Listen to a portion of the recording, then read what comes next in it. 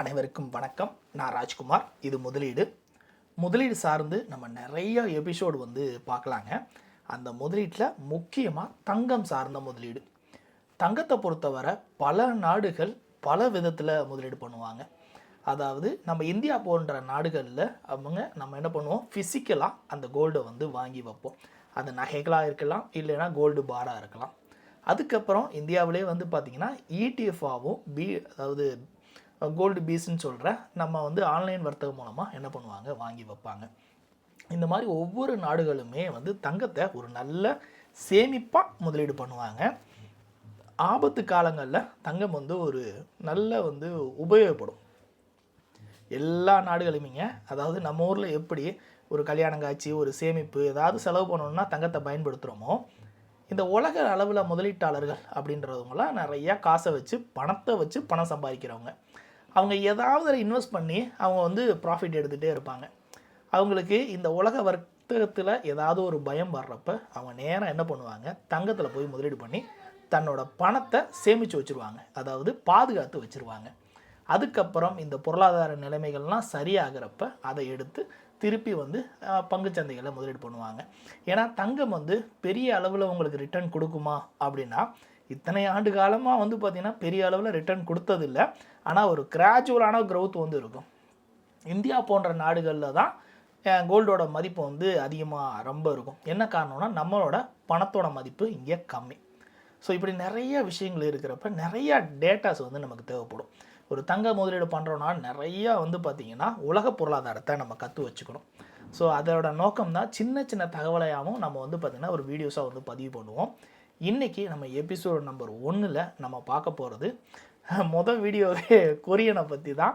So கொரியாவை பற்றி தான் போட போகிறோம். அதுவும் நம்ம தென் கொரியா தான். ஸோ வட கொரியா இல்லை, தென் கொரியாவில் இருக்கிற டேட்டா. நம்ம இதுக்கு முன்னாடி நிறைய வீடியோஸ் போட்டிருப்பேன். பட் இருந்தாலும் இன்றைக்கி பார்த்திங்கன்னா சரி ஒரு ப்ராசஸாக போகலாம். ஏன்னா 24ஆம் தேதி இன்றைக்கி முக்கியமாக வந்த டேட்டாஸ் இந்த கொரியனோட டேட்டாஸ் தான். அதுக்காக அதிலேருந்தே போடலாம் அப்படின்னு சொல்லி போட்டிருக்கோம். நான் இப்போ சார்ட் காட்டுறேன். ஃபஸ்ட்டு இந்த கொரியனோட என்ன டேட்டா அப்படின்றத பார்த்துடலாம். கேடிபி அப்படின்வாங்க. கேடிபி அப்படின்னா கொரியன் ட்ரெஸரி பாண்ட்ஸ். ஸோ இந்த பாண்ட்ஸ் ரொம்ப முக்கியங்க. ஏன்னு கேட்டிங்கன்னா, பாண்ட்ஸ் அப்படின்றது வேறு ஒன்றுமே கிடையாது, ஒரு கடன் பத்திரம். கவர்மெண்ட் என்ன பண்ணுன்னா, உங்ககிட்ட இருக்கிற முதலீட்டாளர்கள் ஒவ்வொருத்தரையும் நம்மகிட்ட இருக்க காசை எனக்கு வட்டி கொடுப்பா, நான் உனக்கு 5 வருஷம் கழித்து வட்டி தரேன்.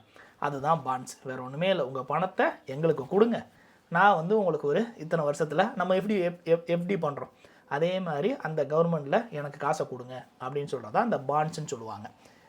அது கேடிபி அப்படின்வாங்க. அதாவது இன்றைக்கி டேட்டா 5 இயர் கேடிபி ஆக்ஷன் அப்படின்வாங்க. முக்கியமாக அந்த கேடிபி தான் கொரியா ட்ரெஸரி பாண்ட். இது தென் கொரியாவோட பாண்ட். அங்கே இருக்க அரசு என்ன சொல்லியிருக்கு, இது ஒரு ஷார்ட் டேர்ம் பாண்ட்ஸ் அப்படின்வாங்க. அது 5 வருஷம் தான். நிறையா இருக்குது, 1 வருஷம், 5 வருஷம், 10 வருஷம், 30 வருஷம் அப்படிலாம் நிறையா இருக்குது.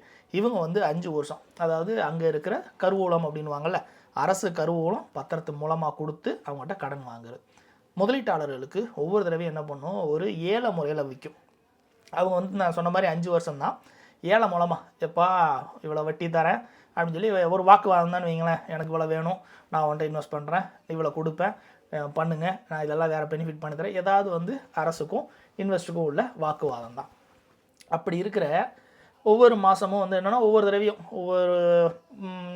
ஒரு மாதம் கூட எடுத்துக்கோங்களேன், ஒரு மாதமும் இந்த மாதிரி போயிட்டே இருக்கும். எவ்வளோ தரேன் அப்படின்னு சொல்லி முதலீட்டாளர்களை கூப்பிட்டுட்டே இருப்பாங்க.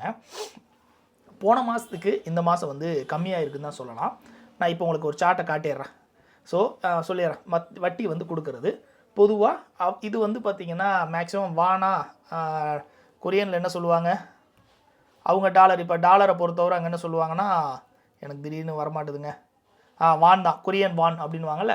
ஸோ டாலர் தான் அதிகம் இம்பேக்ட் பண்ணும். பட் இது பெரிய அளவில் கோல்டில் இம்பேக்ட் பண்ணலைனாலும் திடீர்னு 6% வட்டின்னு அறிவிச்சாங்கன்னா என்ன பண்ணுவாங்க முதலீட்டாளர்கள், சரி அங்கேயும் போகலாம், அவங்ககிட்ட ஆல்ரெடி ஏதாவது தென் கொரியாவை பொறுத்தவரை இந்த சிப் செட்டு அது இதுன்றதுனால ஒரு வாய்ப்பு இருக்குமே அப்படின்னு சொல்லி போகலாம் மேபி. பட் இருந்தாலும் இதெல்லாம் ஒரு டேட்டாஸ் இம்பார்ட்டன்ட்டுங்க. இப்போ நான் உங்களுக்கு காட்டுறேன் பாருங்கள் சார்ட்டை. டிசம்பர் மாதம் உங்களுக்கு 2025 3.25% தான் கொடுக்குறாங்க. அதே நேரத்தில் அடுத்து 3.38, 3.39, 3.73, 3.53 ஒவ்வொரு மாதத்தோட டேட்டா இவங்க வட்டி கொடுக்கறது. 3.94 அப்படியே 4.4, ஜூலை மாதம் வந்து 4.17, ஆகஸ்ட் மாதம் என்ன இருக்குது 4.13. ஸோ அதான் நான் சொன்னேன், இது வந்து மார்க்கெட்டில் பெரிய அளவுக்கு இம்பேக்ட் பண்ணாது. பட் தெரிஞ்சு வச்சுக்கணும்ல, ஓகே இவங்கெல்லாம் வந்து வட்டிக்கு விட்றாங்கப்பா அப்படின்னு சொல்லி. கொரியனோட ட்ரெஸரி வந்து 4.13% வந்து வட்டி தர்றதா சொல்லி என்ன பண்ணியிருக்காங்க, அவங்களோட பாண்ட்ஸை வந்து விற்றுருக்காங்க. ஸோ இது வந்து பார்த்திங்கன்னா ரொம்ப குறைவான லெவலில் இருக்குது அப்படின்னா என்ன பண்ண மாட்டாங்க, அங்கே போய் இன்வெஸ்ட் பண்ண மாட்டாங்க.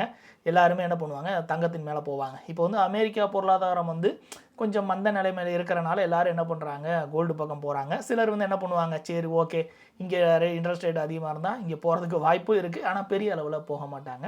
இது எல்லாமே நம்ம வந்து தங்க முதலீட்டில் தெரிஞ்சுக்க வேண்டிய விஷயம். இது மாதிரி நிறையா ஹைலி இம்பேக்ட் ஆகிற விஷயமும் இருக்குது, லோலி இம்பேக்ட் ஆகிற விஷயமும் இருக்குது. வரப்போகிற நாட்களில் இந்தியாவில் வந்து பார்த்திங்கன்னா நிறையா ஃபங்க்ஷன்லாம் வருது.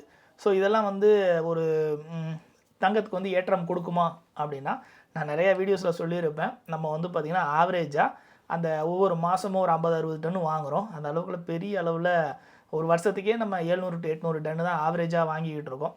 அதில் எந்த மாற்றமும் பெருசு அளவுக்கு இல்லை. அதனால் பார்த்திங்கன்னா ரொம்ப மாற்றம் வந்து நம்மளால் ஏற்படுறதுக்கு வாய்ப்பு கம்மி. அதுக்குன்னு நம்ம நிறையா வாங்கிட்டோம் அப்படின்னா கண்டிப்பாக அதோட எஃபெக்ட் வந்து நம்ம ஊர்லேயே இருக்கும். வாங்குறத அவாய்ட் பண்ணாலும் கண்டிப்பாக இருக்கும். ஏன்னா 10-20% நம்ம என்ன பண்ணுறோம், உலகத்தோட தங்கம் செலவாகிறதுல வாங்குகிறோம். ஸோ அதை பற்றிலாம் ஃபுல் வீடியோஸ் நம்ம அடுத்து போடுவோம்.